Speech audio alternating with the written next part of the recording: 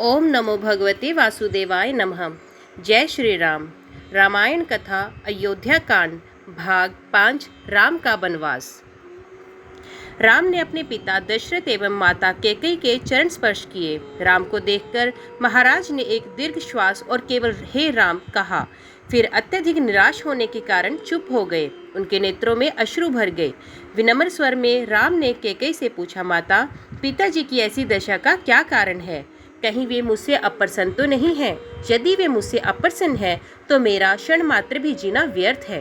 कैकेयी बोली, वत्स, महाराज तुमसे अप्रसन्न तो हो ही नहीं सकते, किंतु इनके हृदय में एक विचार आया है जो कि तुम्हारे विरुद्ध है, इसलिए ये तुमसे संकोचवश कह नहीं पा रहे। देवासुर संग्राम के समय इन्होंने मुझे 2 वर देने का वचन दिया था। अवसर पाकर आज मैंने इनसे वे दोनों वर मांग लिए। अब तुम्हारे पिता को अपनी प्रतिज्ञा का निर्वाह करने के लिए तुम्हारी सहायता की आवश्यकता है।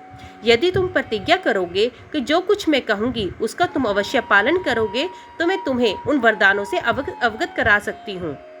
राम बोले, हे माता, पिता की आज्ञा से मैं अपने प्राणों की भी आहुति दे सकता हूँ। मैं आपके चरणों की सौगंध खाकर प्रतिज्ञा करता हूँ कि आपके वचनों का अवश्य पालन करूँगा। राम की प्रतिज्ञा से संतुष्ट होकर कैकेयी ने कहा, वत्स, मैंने पहले वर से भरत के लिए अयोध्या का राज्य और दूसरे से तुम्हारे लिए 14 वर्ष का वनवास मांगा है। अब तुम अपनी प्रतिज्ञा के अनुसार तत्काल वक्कल धारण करके वन को प्रस्थान करो। तुम्हारे मोह के कारण ही महाराज दुखी हो रहे हैं, इसलिए तुम्हारे वन को प्रस्थान करने के पश्चात ही भारत का राज्याभिषेक होगा। मुझे पूर्ण विश्वास है कि तुम अपनी प्रतिज्ञा का पालन करके अपने पिता को पाप रूपी सागर से अवश्य मुक्ति दिलाओगे। राम ने दुख और शोक से रहित होकर कैकेयी के वचनों को सुना और मधुर मुस्कान के साथ बोले, माता, बस इस छोटी सी बात के लिए आप और पिताजी इतने परेशान हैं। मैं तत्काल वन को चला जाता हूँ, यही मेरी सत्य प्रतिज्ञा है। महाराज दशरथ राम और कैकेयी के इस संवाद को सुन रहे थे। इसे सुनकर वे एक बार फिर मूर्छित हो गए। राम ने मूर्छित पिता और कैकेयी के चरणों में मस्तक नवाया और चुपचाप उस प्रकोष्ठ से बाहर चले गए। जय श्री राम। रामायण कथा अयोध्या कांड भाग 6 माता कौशल्या से विदा। अपने पिता एवं माता कैकेयी के प्रकोष्ठ से राम और अपनी माता कौशल्या के पास पहुंचे। अनुज लक्ष्मण वहां पर पहले से ही उपस्थित थे। राम ने माता का चरण स्पर्श किया और कहा, हे माता, माता कैकेयी के द्वारा 2 वर मांगने पर पिताजी ने भाई भरत को अयोध्या का राज्य और मुझे 14 वर्ष का वनवास दिया है। अतः मैं वन के लिए प्रस्थान कर रहा हूँ। विदा होने के पूर्व आप मुझे आशीर्वाद दीजिए। राम द्वारा कहे गए इन हृदय विदारक वचनों को सुनकर कौशल्या मूर्छित हो गई।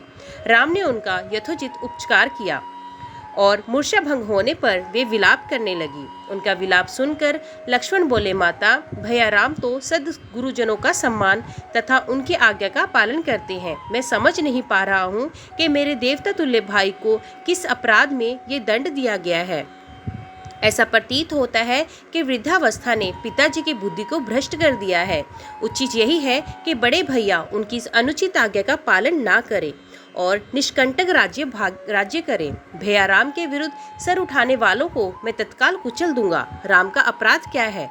उनकी नम्रता और सहनशीलता। मैं प्रतिज्ञा करता हूँ, यदि राम के राजा बनने में भरत या उनके पक्षपाती कंटक बनेंगे तो मैं उन्हें उसी क्षण यमलोक भेज दूंगा। मैं भी उसी प्रकार आपके दुखों को दूर कर दूंगा जिस प्रकार से सूर्य अंधकार को मिटा देता है। लक्ष्मण के शब्दों से माता कौशल्या को ढांढस मिला और उन्होंने कहा, पुत्र राम, तुम्हारे छोटे भाई लक्ष्मण का कथन सत्य है।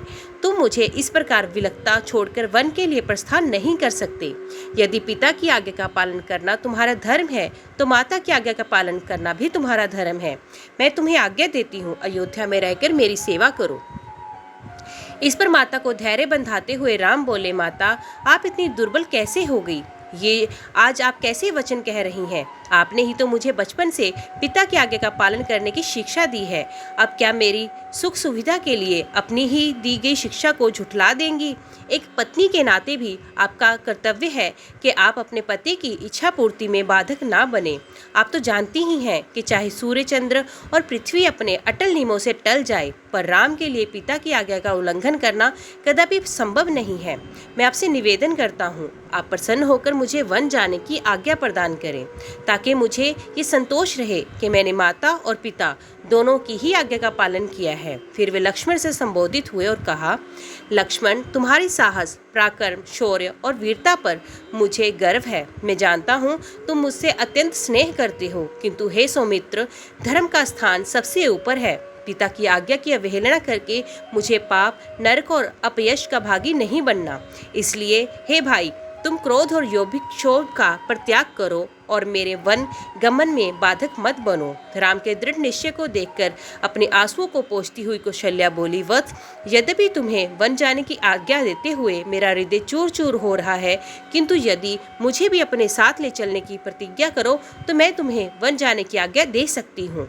राम ने संयम पूर्वक कहा, माता, पिताजी इस समय अत्यंत दुखी हैं और उन्हें आपके प्रेम पूर्व सहारे की आवश्यकता है। ऐसे समय में यदि आप भी उन्हें छोड़कर चली जाएंगी तो उनकी मृत्यु में किसी प्रकार का संदेह नहीं रह जाएगा।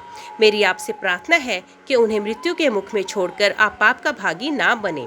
उनके जीवित रहते तक उनकी सेवा करना आपका पावन कर्तव्य है।